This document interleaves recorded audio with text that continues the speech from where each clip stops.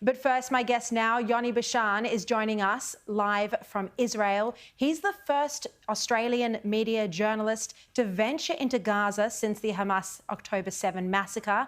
He's here to share what he's seen. It's remarkable. Yoni Bashan, thank you so much for your time.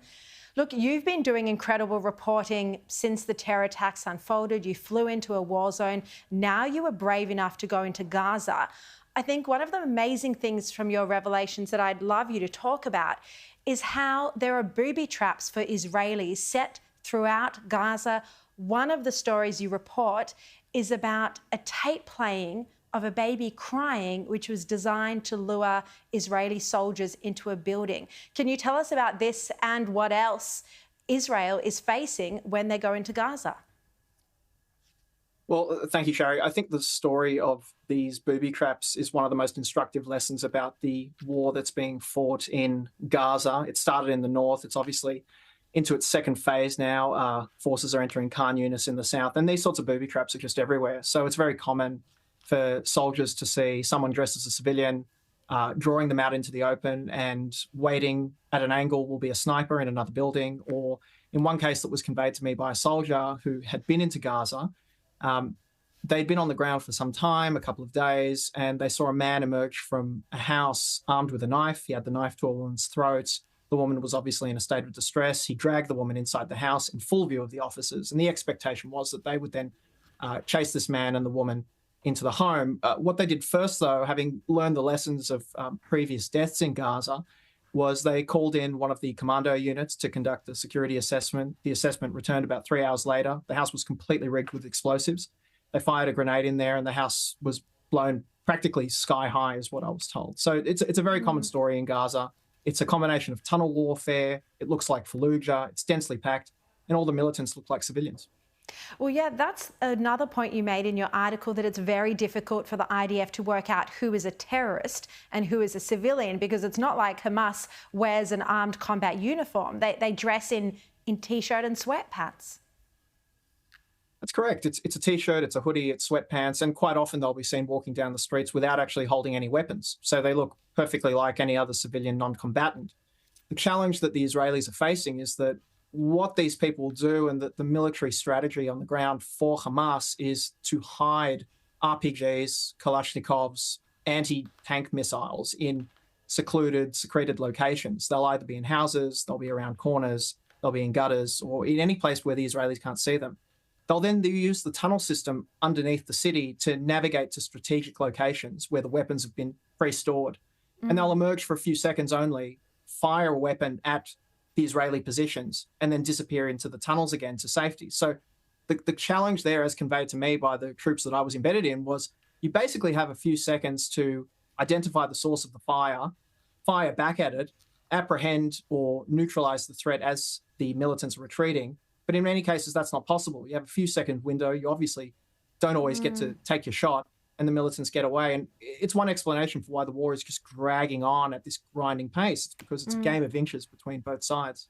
And it's obviously very difficult and very dangerous for the young Israeli soldiers. I mean, many people forget that the Israeli soldiers who are going into Gaza, who are having to take on these terrorists in these tunnels, are 18, 19, 20, 21. You know, they're people's sons and brothers.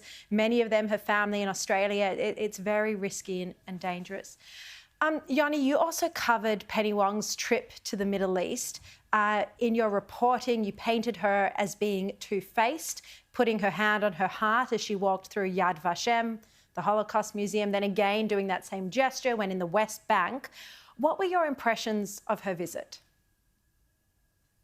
Well, I think to some people they might have construed my analysis of her visit as being two-faced. I'm not sure if I quite arrived at the same conclusion. And to be perfectly honest, I've spent a lot of time really trying to think about what the purpose of that trip was. And I don't think I've actually come to an adequate conclusion for it. I know that there was pressure on the Albanese government to send an emissary to Israel in the aftermath of October 7. I think that's part of the reason why Penny Wong came. I think part of the reason may have been to express some solidarity with the Jewish state and with the families of hostages who are being held in Gaza, which is something that she certainly did. But I think she also framed her visit as not a trip to Israel and not a solidarity visit, nor was it a visit to purely check on the status of things in Ramallah, which she also went to visit and met with the Palestinian Prime Minister. She framed this visit very much as a regional tour of the Middle East. So it wasn't specifically a trip to Israel. She was in Jordan for a period of time, meeting with the foreign minister there. I was present at a press conference that she attended with the Jordanian foreign minister, where he made some truly reprehensible remarks about October 7, saying that, repeating the remarks of the UN secretary that were made a few months ago, that the events of October 7 didn't, quite literally, he said this, he said that did not happen in a vacuum, and that there was a context to it. But I think we also have to realize that what diplomats and politicians say in public in this part of the world sometimes doesn't mirror what they say in private. And so I think what Penny Wong was ultimately trying to do by coming to Israel and to the Middle East was to express Australia's positioning on the crisis. I don't think anyone wants to see any more civilians being killed, either on the Israeli side or on the Palestinian side, of course. And I think it was purely a gesture to express that position and try and express some kind of influence in the region, even though in reality, Australia's influence on the Middle East is really quite minimal. Yeah. And just as well, it is minimal. Now, just before you go, I just wanted to ask you about how the hostages who have managed to get out of Hamas's control are adjusting to life in Israel. Are any of them back at work? How traumatised are they?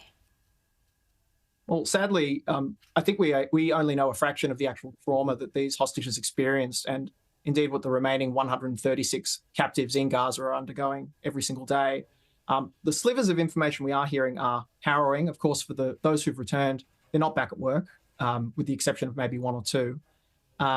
We know from the people who have got out that their pathway back to normal life is just so unclear, because they themselves were in captivity while their family members were being buried in Israel because they'd been killed on October 7, or they might have siblings or parents still being held hostage. There's a tremendous sense of guilt to being let out while there were people that were inside with them remain behind. So how does one get on with normal life knowing that a family member or a friend is still in captivity in Gaza? So it's just layer upon layer of pain and disbelief and numbness. And without any doubt, it will be an incredibly long road to recovery for them. Yeah.